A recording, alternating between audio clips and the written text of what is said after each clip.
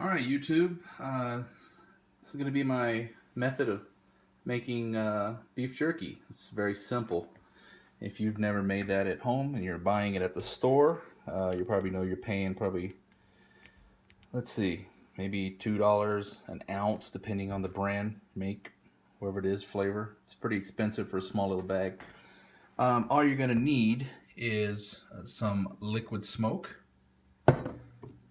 regular soy sauce, light or regular, depends on your preference for sodium. I use a little bit of crushed red pepper and brown sugar. Very simple. My preference for the beef is thin cut beef, whatever you decide, whatever's cheapest, whatever you want to buy. This is just thin cut.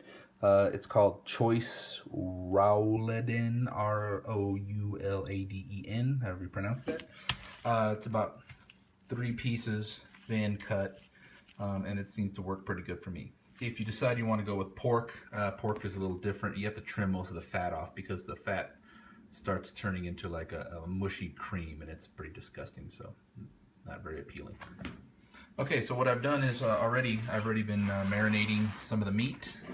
I've marinated 2 packages, so there's about 6 pieces in here. I'm going to spread it out over the next couple days.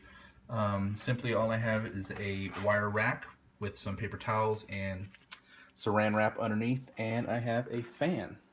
Very simple. The fan just circulates the air over and dries the meat out.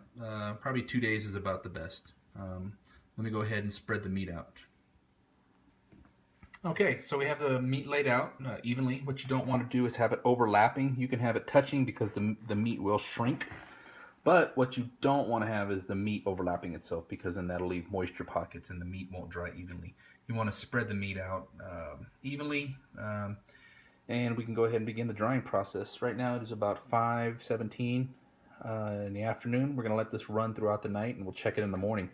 What I like to do to add additional flavor is to put some red pepper flakes on it.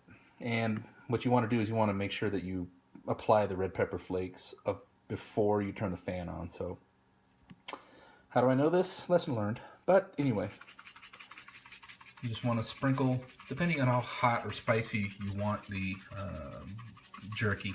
I find that it's, you could brush some of the seeds off and the flakes off, and it'll still have the flavor, but you won't get that surprise, heat when you burst the seed. But just regular chili flakes, just evenly coated. You don't have to do both sides. One side is enough, and that'll add a pretty good flavor to it. But with the soy sauce, the liquid smoke, and the brown sugar, it doesn't take a lot of soy sauce, just enough to coat the meat when it's in a bag, and a couple of scoops of brown sugar. Now, the more brown sugar you put into the soy sauce, I find that the meat becomes sweeter, but it becomes chewier, kind of like mushy. If you like dry, jerky that you like to pull apart and you can see the fibers, this is probably the best way to go. If you want it sticky and chewy and sweet, then add more brown sugar. Now, with the liquid smoke, it doesn't take a lot. Just a little bit, maybe just a little dash, maybe 1 or 2, because then you could really start smelling that smoke. But it's all your preference, whatever you want.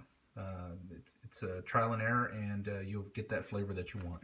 So now here we go. We're going to start the fan on low. Just a regular house fan.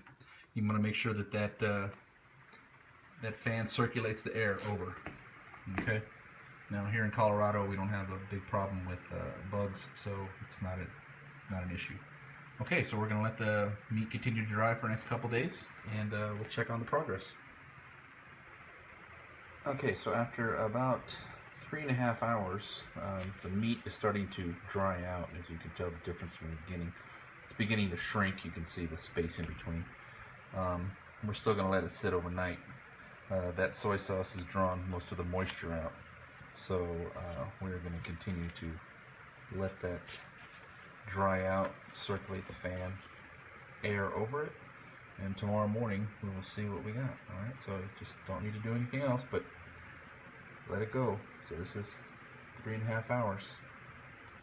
Okay, so after almost, let's see, 12, 13, almost 14 hours, you can see there's been a drastic reduction in the size of the meat due to the dehydration.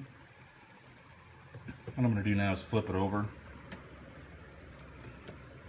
Any moisture that's remaining on the bottom, I'm going to go ahead and try to reduce that.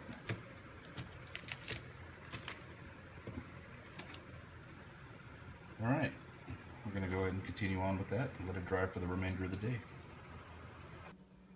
Okay, so we're looking at about 36 to 40 hours for the first batch. We continued on.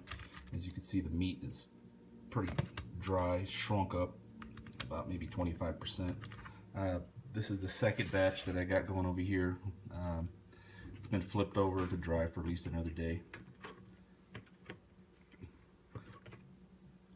A lot of the moisture has been taken out. So it's looking pretty good. So the final result with this beef jerky, it's fairly dry. If you store it in a plastic bag, you're going to tend to see that it will start to maybe soften up a little bit. So you want to keep that paper bag, that plastic bag, you want to keep it open. Let some air circulate in here. The best way I found to cut, I saw in another video, is to use basic kitchen shears. These are the beat up ones, the old ones from an older set, but they seem to work just as good, so you don't use a knife. So let's go ahead and give it a test.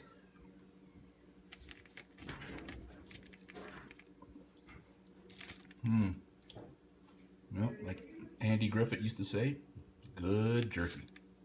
All right, enjoy.